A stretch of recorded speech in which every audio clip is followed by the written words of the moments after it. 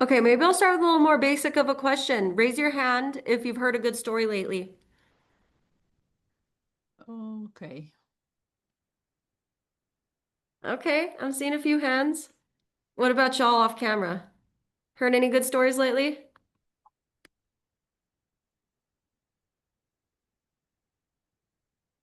Oh, the kids. Camila did. Paula. All right. Rowan, what a good story that you heard recently. What made it good to you? I was actually typing this in the chat. I don't know if you're counting nonfiction, but I'm reading a book about codependency because of a recommendation from my therapist. And the first chapter or so is a bunch of different people's like experiences being codependent. And I resonated with a lot of them, and it was affirming to hear other people who had similar feelings. Um, and I'm looking forward to learning more about it and learning more about myself. Mm, thank you for sharing, Rowan. I really appreciate that. So, my interpretation of what I heard you say is the story that I heard reflected a part of me in it, and I felt seen, and therefore it was a good story for me. Yeah, I would agree. Awesome. Thank you. What about Paula? I saw your thumbs up. What made the story that you thought of when you thumbs up a good story for you? I think the use of really emotional words and phrases, I think whenever I'm hearing a story that pulls out my heartstrings, I tend to remember it more. Mm. So some evocative imagery makes you feel Mm-hmm. some kind of way and therefore it sticks with you. Mm-hmm. Thank you all so much for sharing. So I wanted to start there because there are a few key elements to a compelling story so that you can get your point across and get the person who you're advocating with, a decision maker in particular, to take action. And feeling compelled is having that emotional response is a part of that. And that's one of a few that we're going to dive into today. Kumbia, next slide, please. So what we're gonna recap over is like what we've been up to so far in the Green Latinos Advocacy series. Raise your hand if this is your first training as part of the series. Okay, saw one. Okay, good. I'm really glad that y'all have joined us. Okay, we got two so far. We got three. All right. So it looks like we got a mix of folks who are joining us for the first time and folks who've come to previous trainings. So we'll do a quick recap of what was talked about last time. We're going to go through components of a compelling narrative. We're going to practice storytelling with each other, and then a few quick tips on building credibility, as well as what to bring to your advocacy meeting. Gumia, next slide, please. Um, so thus far in the Green Latinos Advocacy Training Series, we have overviewed knowing your rights when doing advocacy. What is your right in participating in civic engagement and immigration as it's related to the whole Trump policy on immigration and protest? Civics 101, how does government work? How do policies and laws take effect, get enforced? Policy Advocacy 101, how to influence policy and make your voice heard. And then finally, Wellness for Warriors, sustaining yourself in the fight. For those of y'all who didn't raise your hand, who had participated in these previous trainings, I would love to ask, what was a teaching from any of these trainings that has stuck with you that you can think of today?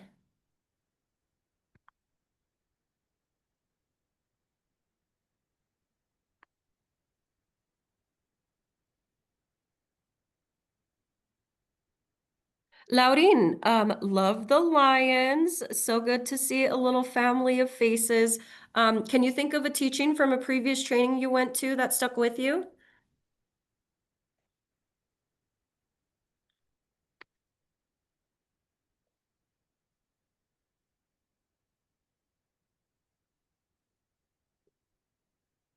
Okay, how about Veronica? Were you at one of the previous trainings?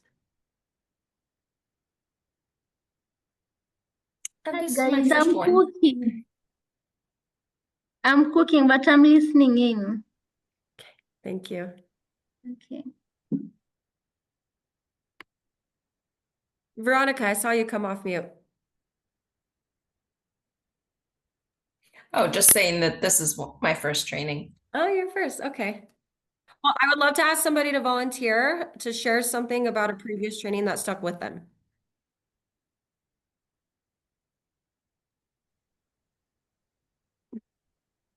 Jump in. Um, so I was at least the Know Your Rights immigration one. Um, and the speaker was really kind. I don't remember his name, and there were a couple different people who spoke over the course of the training, but the information was very valuable. He presented it in a way that was not inflammatory, so it was just like how to deal with these things, how to help people if you know that someone you love has encountered like ICE or something. Mhm. And there were community speakers as well at the end, and that was cool to hear from people who were organizing in the area. Mm. Thank you so much for sharing, Rowan. I really loved hearing what you had to say because it's telling me that the way that we tell stories is what we remember. When I heard you say, talk about your experience at a previous training, somebody was very kind, they weren't inflammatory, even though it was a really difficult subject to talk about. And that it sounds like you felt good when you were listening to the speaker, right? That is the power of storytelling, and that's what we're going to get into now. As you could tell by now, this is going to be a very participatory activity. So again, please, if you can, settle into a place where you can practice storytelling with others. We are going to be doing breakouts in about 10 or 15 minutes to practice sharing our words with each other, because those words, what we aim to do, leave here with today, is a new skill that will leave the person who you're advocating to, a decision maker, their staff member in a congressional office, for example. They feel good listening to you too, and so good that they're going to take action on the things that you're going to ask them to do. Coming into the chat, was reminded in Civics 101 that government belongs to us, and the breakdown of branches was a great refresher. Amen, Ana. Gracias. And Veronica and Samantha, yep, please check out the YouTube to see what went down in these previous trainings. I Cumbia, guess next if slide, please. Oh, sorry. I Jump guess in. just the last thing that I wanted to add, I haven't attended any of the other sessions. This is my first one, but I guess I just want to emphasize what captivates me or like encouraged me to sign up for this training was the language itself, like how the sessions were described, and I think that plays a part into emphasizing like especially in this current state that we're in, like there's a lot of folks that shy away from using certain language or certain words. So um I think that plays into like how we uh being able to be a little bit more intentional with how we describe different instances or situations. And I think like the storytelling that went behind promoting the sessions captivated me. If that makes sense at all. Thank you for sharing that, Samantha. That makes me feel so affirmed to hear. Also, love you jumping in. Thank you so much for coming off mute and contributing. Total role model vibes. Appreciate it. Um, all right, so what to expect when you're advocating with members of Congress? Ultimately, at the end of this training session, we're going to be hitting up our senators, our representative, and asking them to make a change make positive change for our health, for our communities, for the natural world around us. So if you missed this brief, I wanted to give you the refresher from a previous session. When you're meeting with members of Congress, you get 30 to 15 minutes or less. It really, you should expect not a whole lot of time, but generally they'll be around 30 minutes, sometimes longer. Your meeting will take place potentially in an office, a private office where you're talking with the members of that office. Could be in a lobby, so kind of in a public space where there are others listening, as well as a hallway. So you might be standing up outside of the door. Who knows? It really depends on what's going on in that office in that time. And so that's just one thing to expect about the setting is that you might just have to go with the flow. Expect that maybe you're talking to a member of Congress.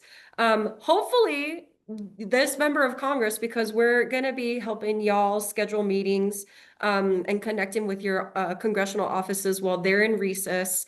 They're not in DC, they should be at home. And so if you can schedule a time where they'll be in office, it would be amazing that you'll have the opportunity to share your story and shake their hand.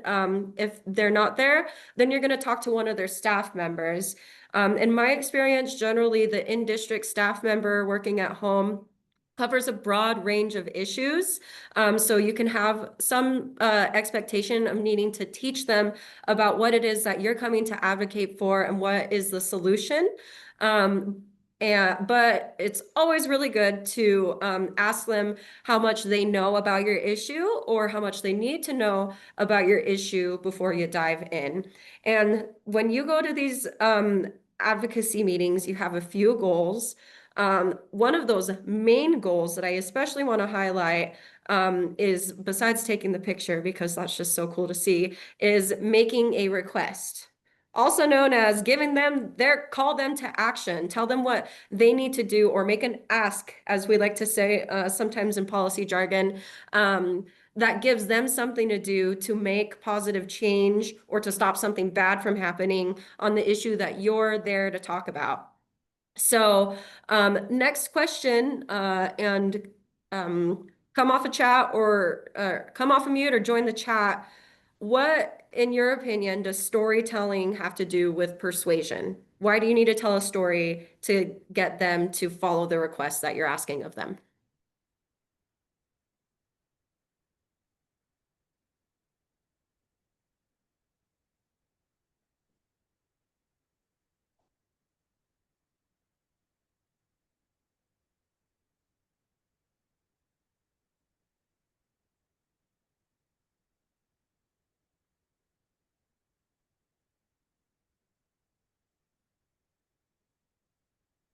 I'm loving these. Thank you. If you're not in the chat, we've seen it brings a human aspect to the advocacy, makes it real, more personal, sinks in better.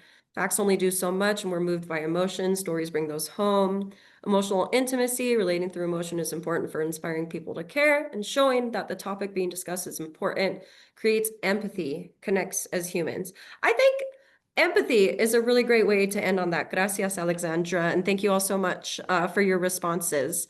And that's pretty much it. By telling a compelling story, hopefully they have enough empathy to say, I can see what you mean. And so I'm going to help you get this request done, as well as inspiration, right? That's something that I want to add to that I think is a key element in a story that, especially in the environmental justice movement, that's our exercise. Like that's our workout, is to paint a vision, a positive forward-looking vision of the future. So not only through telling your story, they emotionally connect with you, but you convince them that by taking action, they are going to make change for good, that they are going to make an impact for good that is popular, that's going to help you, and that's going to help them feel like they are fulfilling this human connection that they have just made.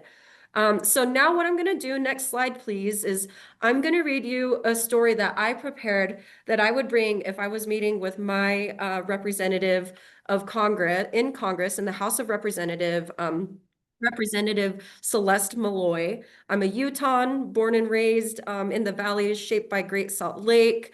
I'm the public land program director at Green Latinos. I've been a part of the Green Latinos public land community ever since out of college. And so the mountains, the Great Salt Lake, the waterways, all of that is, that's my thing. And so I want to come to Celeste Malloy's office to talk about public lands. And then I'm going to read my story to y'all, and I want you to listen for some of the characteristics of this story that I'm going to share that are compelling to you. So any feels that you feel, any qualities about the story, words, length, etc. Take a mental note or jot something down about those, and then I would love to ask for your reactions. I'm here to ask Representative Malloy to take the pledge to defend public land for future generations. And here's the pledge printed out for you to see. My childhood was spent under the canopies of the forests in the Oquirrh Mountains and the Wasatch National Forest. And today, these places are public lands. They bring together people for all kinds of reasons. For example, every single wedding that I went to this year, I went to 3 weddings, and they were either on land administered by the Bureau of Land Management or the Forest Service. Love, relationship, connection that's happening on public land of all kinds of jurisdictions, federal and local. Like this picture that I have here, where my grandparents are celebrating, again, their love, their anniversary on a county managed campground, which has been benefited from the Land and Water Conservation Fund. And this is a part where I would say, how much do you know about the Land and Water Conservation Fund? I want to talk to you about a secretarial order that has made unnecessary procedural changes in the Land and Water Conservation Fund, which I'll just call the LWCF. Then if they're like, I know what's up, keep going, or if they need to get more information, I'll interject and bring them up to speed and give them my fact sheet after I'm done talking. So this place, in this picture, all of the public lands have benefited from using the Land and Water Conservation Fund to make improvements at recreation areas like group sites and trail systems. But as that secretarial order limits the Bureau of Land Management access to the resources that future generations of public land stewards should have access to so that they can improve our ability to keep connecting with each other and having a good time on our public lands. The Bureau of Land Management here in our own state, it's used Land and Water Conservation Fund resources to improve the trail system at Gooseberry Mesa and make trail improvement at Canaraville Falls. Because of this fund and the investments, families have been able to go hiking and camping and biking in these places. So I asked the Congresswoman to sign this pledge and make a public statement supporting the Bureau of Land Management's access to the LWCF funds. Punto en fin. So I would love to ask y'all to shout out in the chat or hop off mute. What are some characteristics of the story that were compelling or maybe not so compelling? Where could it have been improved?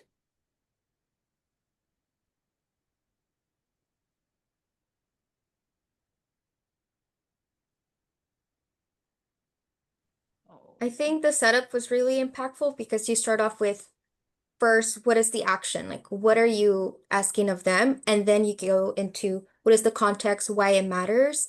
But it's not just feelings, but you go into things that are tangible, things that can be measured.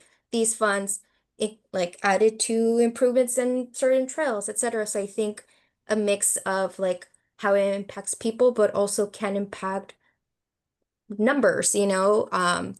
I think that was really helpful. Yeah,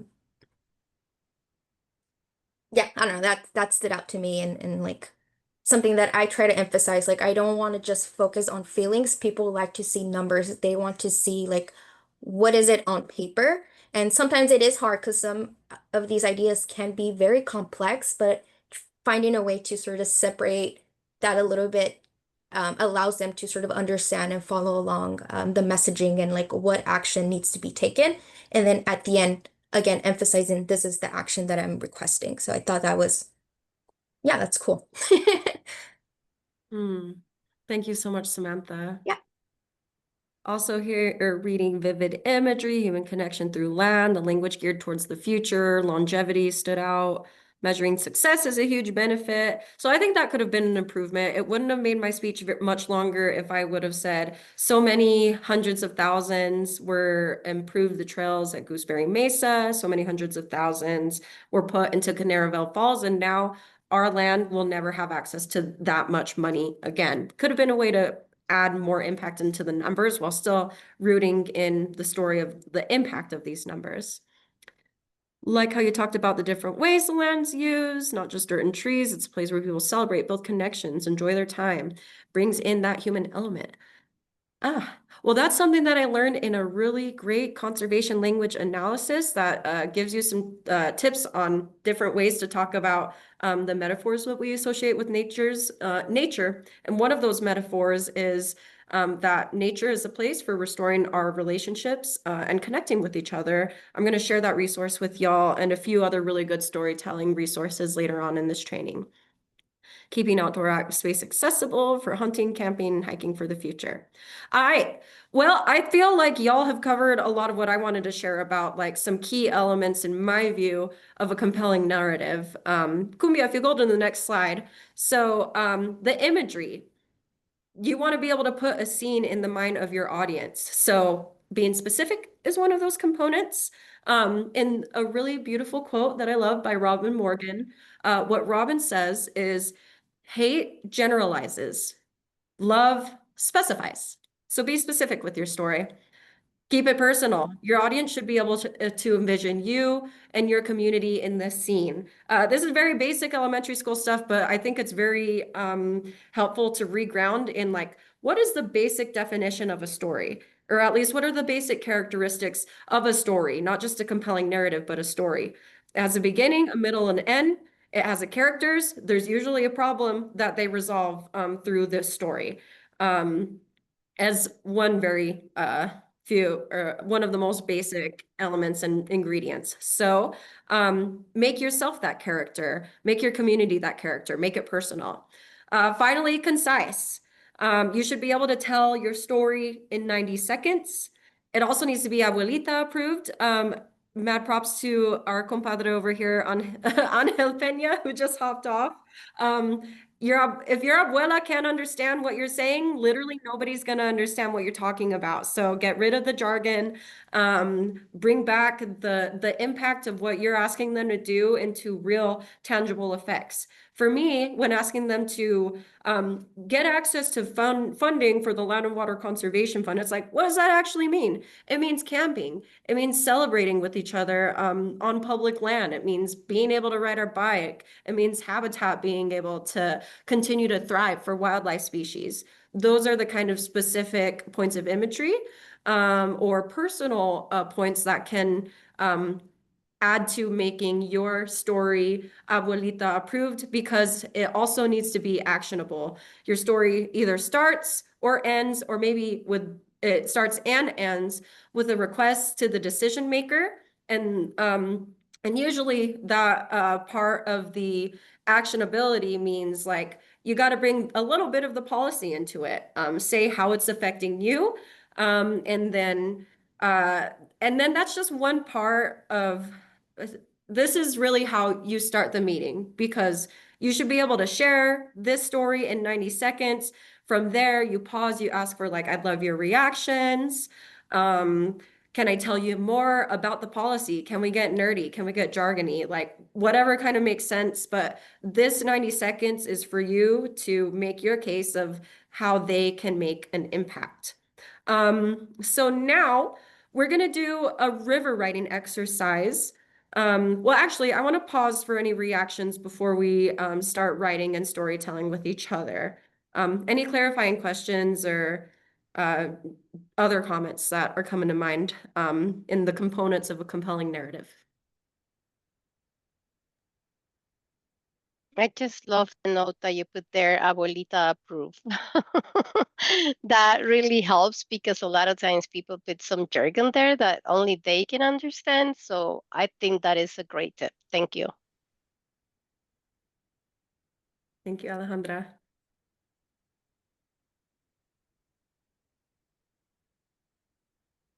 Okay, so next slide, please, Cumbia. And also a hand and applause to Cumbia Padilla, always behind the scenes running technology for so many Green Latinos trainings and encuentros. So grateful for our communications team that helped brought us here. Okay, river writing is a beautiful writing practice, one of my favorite ever. If you want to learn more about it after this, because we're just going to get a tiny taste, I encourage you to check out, I think it's just riverwriting.org, operated by Nan Seymour. And what we're going to do is we're going to practice writing, reading, and then listening. We're going to go into breakout groups of 3 after I give these instructions. And what we're going to do is we're going to respond to a prompt for 3 minutes. And we're going to write a list. If you have a pen or pencil or a coloring pencil or a crayon or a marker, something that you can put in your hand if that's accessible to you, please get a writing utensil and a paper in front of you. There really is a magic to being able to write rather than typing for the practice of river writing. If using one of these is not the most accessible for you, then go ahead and keep your phone or computer open. But please do try and find a writing utensil if you can and are able. And then when you have your paper and your or whatever you're writing with, when it's ready, write this prompt that's underlined. I want to tell you about, then that's your issue because. So maybe it's like, I want to tell you about diesel particulate matter because ... I want to tell you about extreme urban heat because ... I want to talk to you about PVC and plastic pollution because fill in the blank with your issue. So when we get into our breakout groups, or no, I think I'll time us here and then we'll go to our breakout groups. The invitation in river writing is to write literally as the river flows. Keep your pen moving because the river doesn't stop flowing, ideally. And if you can't think of anything else to write when you're writing your list, I want to tell you about the Land and Water Conservation Fund because, and then I keep writing my list of my reasons why. If I can't think of another reason, then I can rewrite the prompt. I want to tell you about the Land and Water Conservation Fund because, or you can try writing. What I'm trying to say is the whole point is that you keep your pen flowing. You can rewrite these things as many times as it takes to keep your ideas flowing. And I promise you might be surprised at what comes out when river writing, when it's just the practice of keeping your writing going. So I'm gonna set a 3-minute timer and then we'll jump into our instructions for a quick breakout group share out. I'm gonna leave it on so y'all should be able to hear it. 3 minutes, ready, set, go.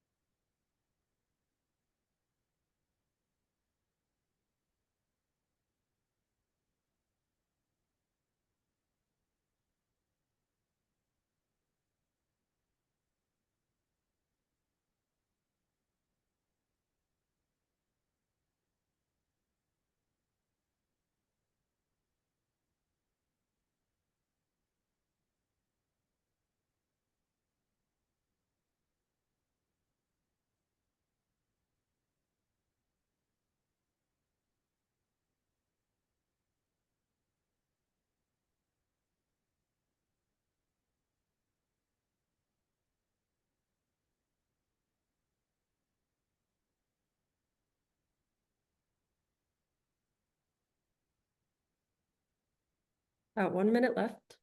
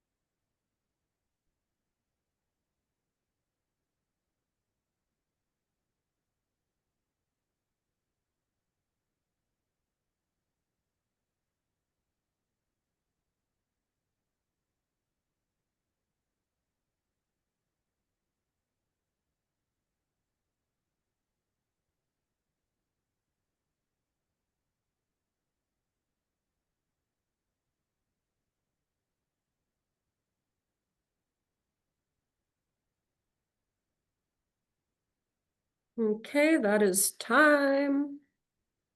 Also not that different than the snooze alarm that I turned off about 3 times this morning. Heyo. Okay, go ahead and finish up your thought if you haven't already. Now, Cumbia, if you can please get us set up for randomly assorted breakout groups of 3. Okay, gracias, Ana. Thank you for coming. In our breakout groups, share, so we're just gonna take a turn reading what we wrote down.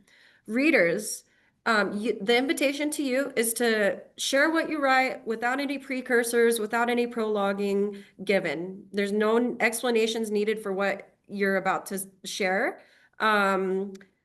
So you can start by sharing your name, your affiliation, just so we can get to know a little about you, and then jump into reading what you wrote exactly. So when I'm gonna, for example, I'm gonna say, hi, I'm Olivia Juarez with Green Latinos, and I want to tell you about the Land and Water Conservation Fund because blah, blah, blah, blah, blah. Listeners, your job is to close your other windows, put your phone down, put what you wrote away. Give yourself to the opportunity of listening without having to need to respond, without multitasking. Take it as just a brief moment, almost of like meditation. Pull for your listener.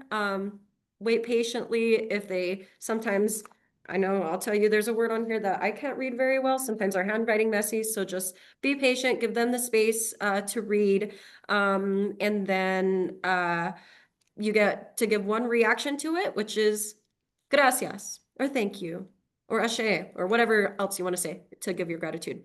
So with that, I think we'll just probably need like I'm gonna, Cumbia, if you'll set it for 4 minutes, just so that we have ample time. And then when you're done with your breakout room, please just leave your breakout room and we'll restart when all 17 us are back. And then take your time if you need that whole 4 minutes.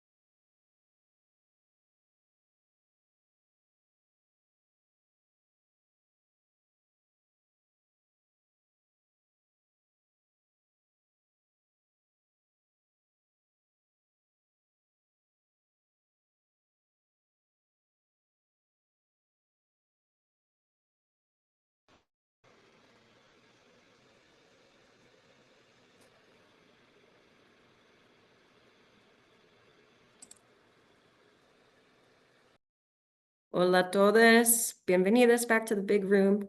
Cumbia, do we still got people in breakouts?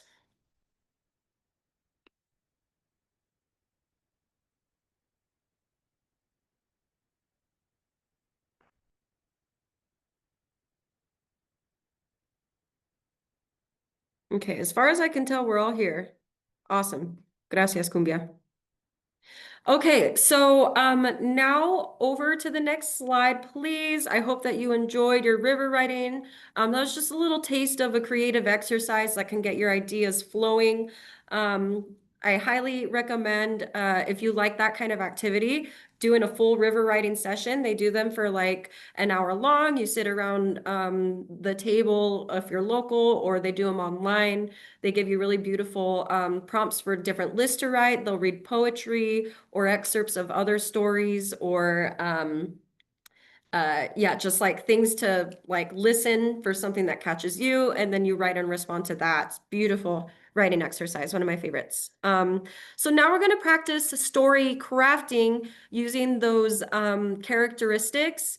And if you'll go back to slide 9, please, Cumbia, of a compelling story. So for this moment, it's just some quiet writing time. I want you to think about when you're talking to you about your issue, how are you going to put it together in a narrative that is personal, concise, abuelita approved, actionable, as well as I'm going to add one there that I forgot to write down, positive and forward looking. Um, so I'm going to go ahead and set a 5-minute timer, and I just want to invite you to write your 90-second story type elevator pitch for your advocacy meeting. And then we'll again go in breakout rooms and share with each other. And in those breakout rooms, the same river writing rules apply. Don't give any prologuing for your story. Just introduce yourself, share your story as the reader, and then as the listener, give yourself to the opportunity of listening and thank the reader. So with that, back to writing time, 5 minutes starting now.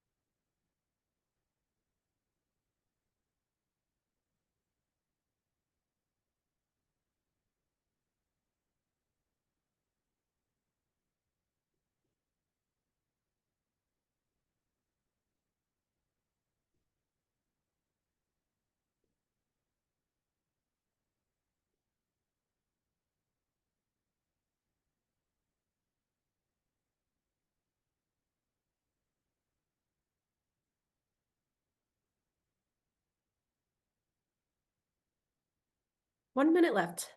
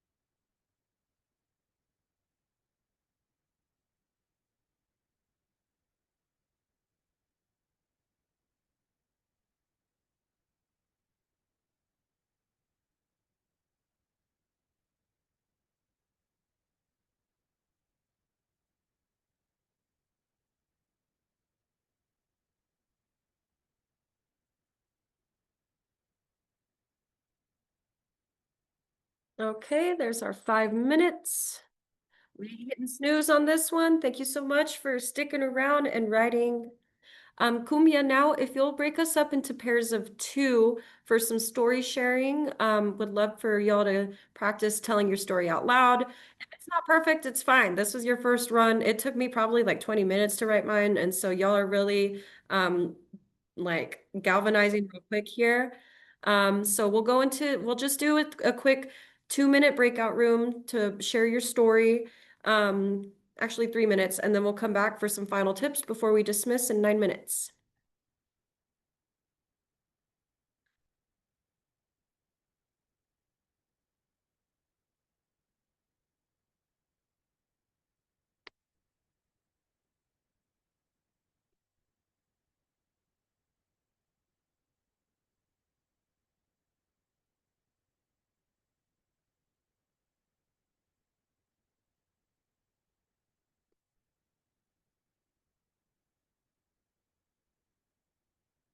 I'll go join Karen in room 2.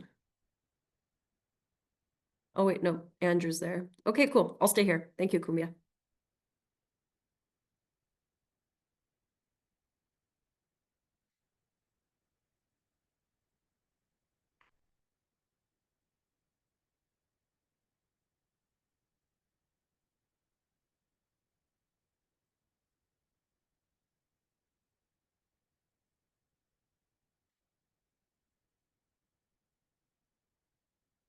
Thanks so much for helping me troubleshoot the login issue. Oh, yeah, of course.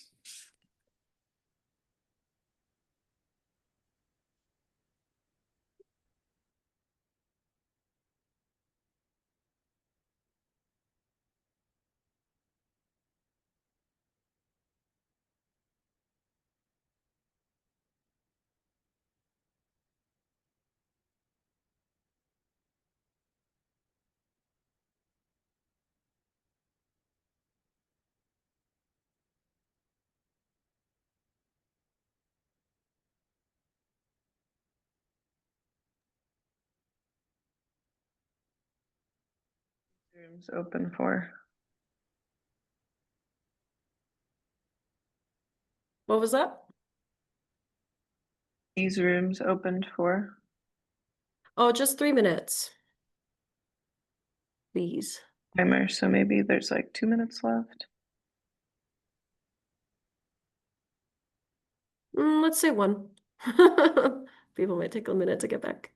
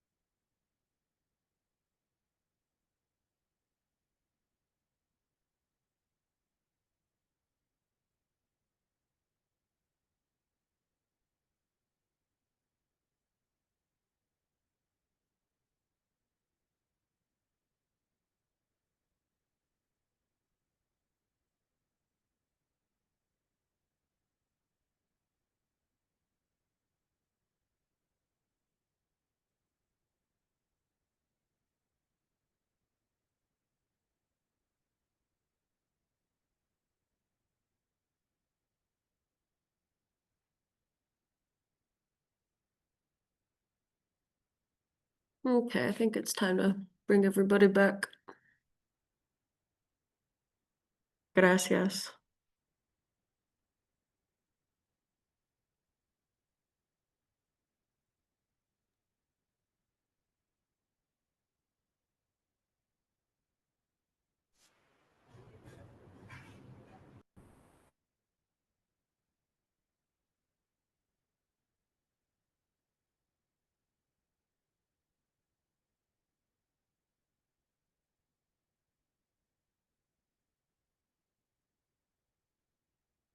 Welcome, everybody. I hope you enjoyed your storytelling experience and had an opportunity to connect with somebody new. That's what Green Latinos is all about, making connections with each other because we're stronger juntos, and juntos we could support each other's causes and win because we're going to win together. Definitely share contact information as well to stay in touch. Maybe you now have a new pen pal for some feedback on your storytelling. Cumbia, we'll go over to slide 11 actually, because we're running short on time. I want to share this quote from Mount Hood Community College, which basically says that when you're trying to persuade somebody, your ability to persuade them relies on the credibility uh, of it relies on your credibility, and it relies on your authority on the subject matter as well as how much you're liked and deemed worthy of respect. So these are a few of the meta things about storytelling. There's the ethos here. Do people can they relate with you? Is there a human connection? And then as well as the pathos. Do you have authority? And I want to give you some tips. Next slide, please, Cumbia, on things that you can do to continue building your authority. But first, what I want to start out with saying with is that your lived experience gives you authority. You don't need to be a professional in anything related to the issue. You don't need to have a degree. If you have that, it's great. Your care, your experience, your passion, you care enough to show up to make change regarding this issue. So you are the right person to be giving the message. And you have a community surrounding you to help build authority as you continue to give your message and make positive change for good. And these are a few things that you can do to build your authority and give the decision makings you're talking to more and more and more and more of a reason to keep listening to you. That includes hosting a press conference or rally. You bring together the storytellers affected by your issue to give statements to the press. You invite the press, you invite your partners, and you invite your supporters and have a whole show around your issue. You can publish your story, pitch an op-ed or a letter to the editor to your local periodical. Ask to do guest commentary, for example, on the Green Latinos blog, or if there's a blog of an organization that you love that cares about the same issues that you can do or that you do, reach out to the communications person. Say, hey, I have a blog post for y'all that I would love to share with the supporters of your organization. Green Latinos is a place for you to do that because being able to print out something with an organization's name or with the periodical's title, that's something that you bring to the office that shows your authority on the issue.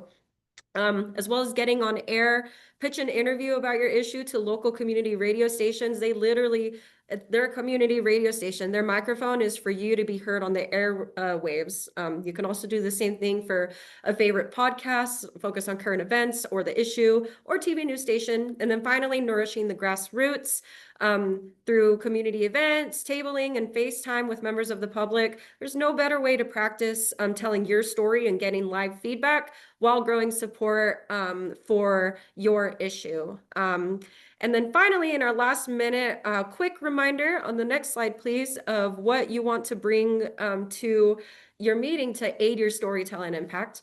A photo if you can. I've heard this directly from legislative staffers on the Hill in Washington, D.C., how they always remember the photo with a really compelling story that they've been shared. So if you have something that can connect your story visually, bring that. And then as well as printed copies of relevant media.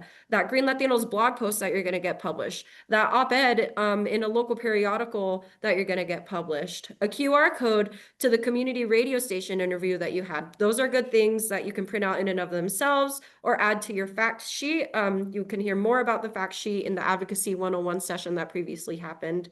And then that's it for the training today. Up next slide, please. Our training is called Power Up Advocacy Day Prep and Launch. It's the combination of everything that we've put together in our previous trainings. Still going to be useful for you, even if you hadn't attended those before, to prepare for taking your story to the next level and making positive change. So with that, thank you so much for sharing your time with us. My name is Olivia Juarez, Public Land Program Director. Cumbia, if you'll go to the next slide, please. I invite y'all to get my contact information there. Would love to, if you need somebody to soundboard your story with, I'm all ears. I'll soundboard with you. And then please join the Green Latinos Slack on the link right there to stay connected with your fellow Green Latinos members. Thank Yeah, you. This is awesome. Thank you. Appreciate it. I have a question. Do you have information or tips in like how to like when deciding who are the ideal decision makers to connect with, like where is a good place to start? Or like what are some flags, like I know you talked about things that do work, but do you have tips on things that don't that we should be careful with that might turn folks away or put folks off? I'm assuming this might be more base Yeah, depending on that is a good question though. The first question that I ask myself when I'm like, who's the decision maker I need to talk to? I should be answered this question. Is the issue within their jurisdiction of control? If I want to talk about a city ordinance, or something that the mayor did, I'm going to talk to the city council, not the governor, unless it's like really high profile. So like, can you give me an example? What's your issue? No, I was just thinking big picture, just because in my current role, I don't have the ability to speak on larger issues or we're very nonpartisan. So sometimes it's really hard to like, I feel a certain way, but like it's hard to target it in a way where it keeps things neutral. Um, yeah, I don't want to go into too much detail without, like, I know this is recorded, so. No, totally. Well, I- I feel confident enough in saying that you are able to and allowed to speak with any member of Congress in a nonpartisan way and in a non-lobbying way, in a strictly educational way. It is still okay to go to, under any circumstances, share education and information about an issue that you care about with a member of Congress. Where it starts getting murky is like if you're making a direct ask to them or to members of the public that is going to influence a piece of legislation. For example, I ask you to vote this way, I ask you to co-sponsor this, and a much broader range of examples than that. That's when it becomes lobbying. And then partisanship has more to do with like endorsing the candidate, endorsing the party. And that's all I'll say about that. So probably just something probably helpful for you to think about as you're approaching like governmental relations, we'll call it, is what it looks like for you on a strictly educational basis, because that's important and we absolutely need that kind of context and capacity to make good change. Awesome, that's really helpful. And going back to something that you mentioned, I'm not sure if there's you highlighted conservation language analysis. Is that a resource or a course or something? Because like that's something that I like really stands out to me, like being intentional with the words and like I don't know where to start. Ooh, yeah, thank you so much for bringing that up. I had that in my notes and forgot to drop it in. I'll put it in the chat for you now, and then I think we'll send a follow-up message with the fact sheet and some relevant links. Is that right, Cumbia? I apologize, I don't mean to take too much of your time either. Yeah, the fact sheets will be on our website under resources, and then we also send out a recording link after Awesome. the session. Okay, so we'll check our website for the other ones, but this one's the conservation language analysis. Thank you. Awesome. Any other questions or comments? Mm-mm. I look forward to following up on future sessions. Thank you. Okay. Gracias todos. Have a good afternoon.